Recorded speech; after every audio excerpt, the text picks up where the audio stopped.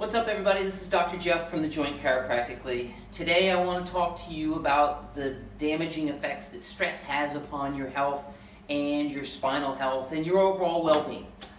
Stress can be very devastating to us. We have fear, anger, grief. All of these things will play a part in how our body works and the health of our body.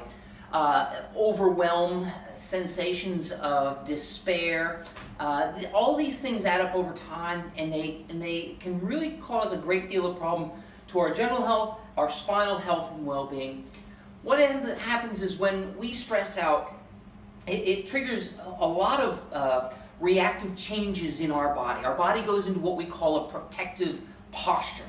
The first thing that happens is our nervous system has to perceive some kind of stress, some kind of overwhelm that we are afraid of or we think could be potentially harmful to us.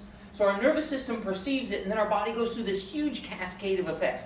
First thing that's going to happen after we perceive a stress is our brain and our hormones are going to start to be released into the body, our stress hormones, one of them which is cortisol. And this leads to a whole bunch of damaging effects inside of our body. We're going to find our blood pressure is going to rise. We're going to find our cholesterol levels are going to rise. Our digestive system shuts down. Our blood sugars get all out of balance. And we're going to start to find our muscles and our spine and our body tense up. So this can lead to a great deal of issues and problems. So when we start to tense as a result of stresses, those emotional stresses, that causes our shoulders and our neck muscles to get tense. It can lead to neck pain.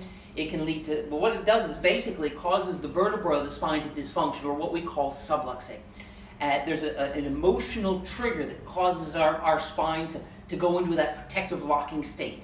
And very commonly people will come in and they'll have headaches as a result of stress, or neck pain, or back pain. And then they'll have a lot of other accompanying concerns as well with their digestion or their immune system if they are under chronic stresses. So if we're stressed out, it's vital that we try to, number one, we have to address what is the big cause of our stresses. We have to find a way to better be able to adapt to the stresses that we go through. Now, it's important as well, then we try to do what we can to minimize the damaging effects that stress has on us. That's where chiropractic comes in.